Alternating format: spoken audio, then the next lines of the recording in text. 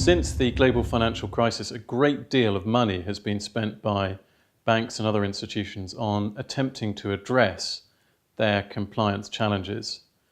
You make the argument that we are still not seeing the change in behaviour that one might expect, given the sums expended.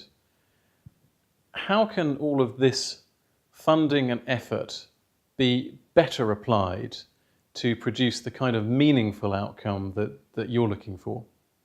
Well, it's a great question. I mean, I think really one of the major problems is that the financial services industry does not apply what I would term loosely as scientific approach to the management of risk. And there are some pretty basic and fundamental principles that are applied in science and indeed in other sectors like aviation.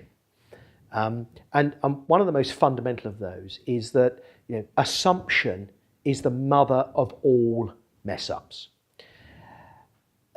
In good science, you assume nothing. What you do is that you test, and you test based on data, and you understand the criticality of having what we loosely term open loop feedback mechanisms.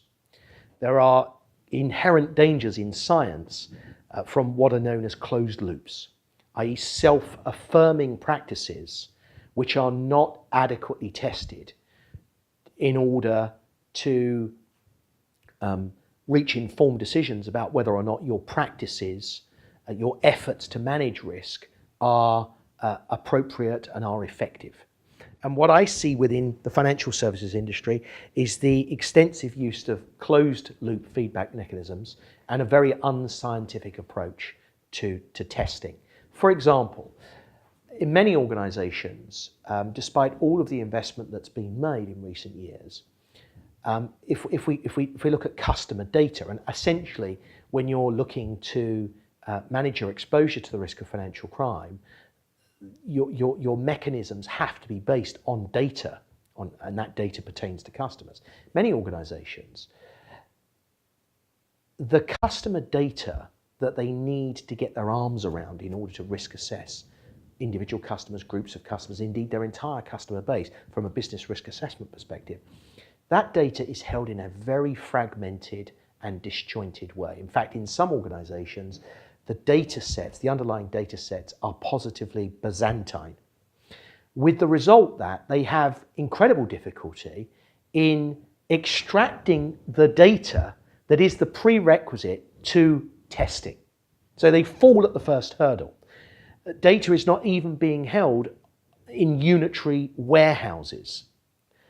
And that's a fundamental problem. That data needs to be placed onto single platforms that are then overlaid by sophisticated risk management and reporting functionality, because it's that data and the testing of that data that forms the genesis and the bedrock for the management information that fuels the governance engine. And that's why in so many of these disasters we see problems within business units, we see problems within key risk management functions, and ultimately we see problems of governance of risk. These are all linked. What underpins them all is poor data management and inadequate testing arising from a lack of appreciation of sound scientific methods. I think if you look at the profit levels of many of these organizations, there is no excuse for them not to be sophisticated in their approach. It's simply a question of technical competence, learning, understanding.